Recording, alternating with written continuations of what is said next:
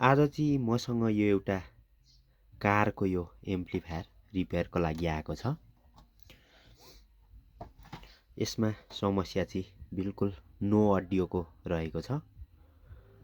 अब जस्तै म यसलाई एकचोटि पावर अन गरेर तपाईहरुलाई देखाउन पनि गइरहेको छु।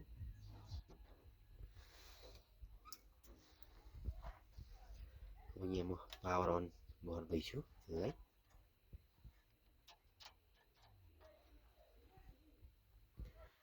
यो पावर अन भइसकेको छ र यसमा मैले यहाँ स्पिकरको कनेक्सन पनि गरिसकेको छु। यहाँनेरि मेरो एउटा चेक गर्नको लागि स्पिकर रहेको छ। यहाँनेरि भोल्युम घटबढ गर्दा पनि यसमा कुनै किसिमको अडियो छैन। यहाँ सुन्न सक्नुहुन्छ अडियो छैन। अब चाहिँ म यसलाई एकचोटि खोलेर हेर्छु। मलाई लाग्दैछ यो एम्प्लिफायरमा यो अडियो आइसीकै प्रब्लम धेरै जसो आउने गर्छ। यसलाई अब कसरी रिपेयर गर्ने भन्ने कुरा म यहाँ तपाईहरुलाई देखाउन गइरहेको छु।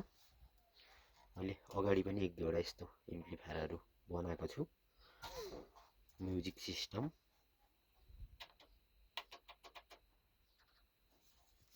यसलाई चाहिँ मैले टाइम वेस्ट नहोस् भनेर यसको कभर चाहिँ खोलिसकेको छु। अब यहाँ यसको भित्र देख्न सक्नुहुन्छ यहाँ एउटा आईसी रक हुन्छ। यहाँनेरि यो आईसी पहिला हिट भइरहेछ छैन त्यो पनि चेक गर्नुपर्ने हुन्छ।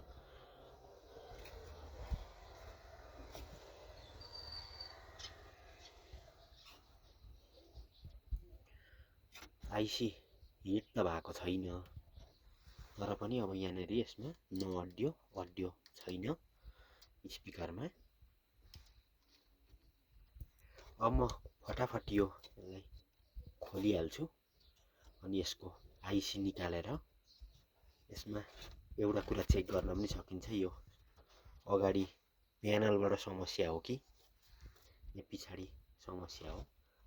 यसको यहाँनेरि पनि अडियोहरु छैन। यो मैले चेक गरिसकेको छु। कहीँ अरु हिटिङ इस्युहरु पनि छैन। अब चाहिँ म यसको यो पछाडी बोर्डलाई खोलेर अनि यसको आईसी निकालेर यसलाई चेन्ज गरेर एकचोटि हेर्छु।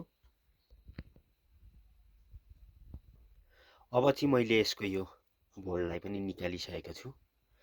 अब यसको समस्या यहाँ आईसी मै रहेको छ।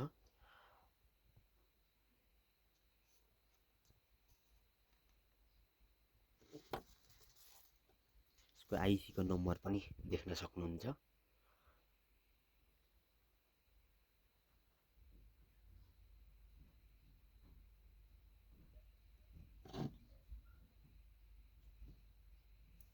अब यो आईसी लाई चाहिँ म फटाफट डिसोल्डिङ गरेर निकाल्छु।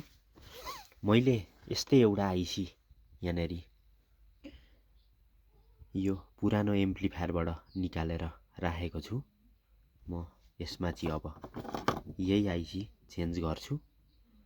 यो आईसी र यो आईसी को लगभग डाटा सिट सेमै रहेको छ। पिन आउटहरु सेमै छ। यो आईसी लाई यसरी यहाँनेरि तोडेर एउटा पिन निकाल्छु नभए यो ट्र्याक ड्यामेज पनि हुन सक्छ।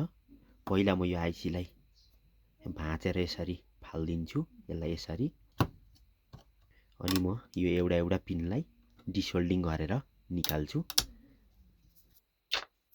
देख्न सक्नुहुन्छ यो आईसी लाई मैले भाँचेको छु। अब यो पिन यसरी माथि उठाएर अनि एउटा पिनलाई म निकाल्छु। म अब फटाफट यो प्रोसेस पहिला गरिहाल्छु।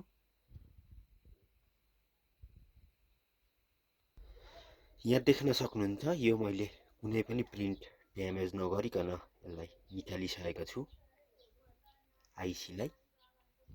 अब यसमा म यो अर्को आईसी लगाएर यसमा यो आईसी लगाएर अनि एकचोटि फेरि चेक गर्छु। अब एकचोटि फटाफट यो आइसी म यहाँ इन्स्टल गर्छु। यो आइसीको पोजिसन यस्तो तरिकाले यहाँनिर मिलाएर लाउनु पर्ने हुन्छ। यो धेरैवटा पिन रहेको हुन्छ आइसीमा। यसलाई फटाफट म मिलाएर अनि यसमा लगाएर एकचोटि चेक गर्छु चल्छ कि चल्दैन। पहिला चाहिँ अब यो आइसीको पोजिसन मिलाएर अनि मैले एक दुईवटा यहाँनिर साइडमा लक गरेको छु आइसीलाई सोल्डिङ गरेर। अब सबै पिन मजाले एक आपसमा सर्ट नहुने गरी सोल्डिङ गर्नुपर्ने हुन्छ। यो पनि म फटाफट गरिहाल्छु। अब यतापट्टिबाट पनि यो कतै सर्ट हुनु हुँदैन। सोल्डिङ गर्दाखेरि यो पिनहरू एक आपसमा सर्ट हुनु हुँदैन। म अब यो फटाफट सोल्डिङ पनि गरिहाल्छु। अब चाहिँ मैले यो आइसीलाई सोल्डिङ गरिसक्यो अरे क्लिन पनि गरिसकेँ। अब म एकचोटि यसलाई फटाफट लगाएर अनि चेक गरि पनि हाल्छु यो चल्छ कि चल्दैन। अहिले चाहिँ मैले यसलाई टेस्टिङको लागि यो हिट सिङ्कमा नलगाइकन यसलाई म यतिकै बाहिरैदेखि टेस्ट गर्दैछु।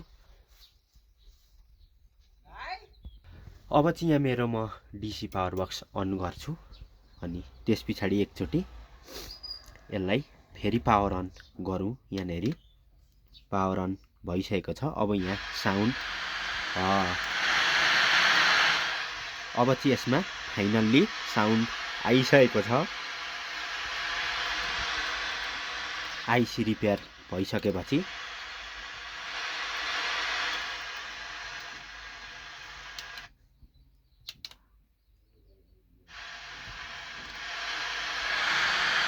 सुन्न सक्नुहुन्छ यो स्पिकरमा।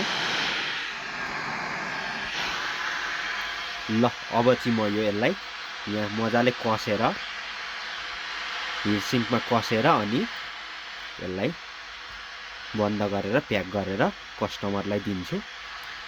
ल तपाईहरुलाई यो मेरो भिडियो कस्तो लाग्यो एकचोटि भिडियोलाई हेरेर लाइक पनि गरिदिनु होला अनि च्यानललाई सब्स्क्राइब गर्नुभएको छैन भने सब्स्क्राइब पनि गरिदिनु होला। म फेरि पनि यस्तो भिडियोहरु लिएर आइरहन्छु। ल समस्या हाम्रो यो आइसी को थियो। यसलाई मैले आइसी चेन्ज गरेपछि यो फाइनल्ली ठीक भइसकेको छ। ल धन्यवाद।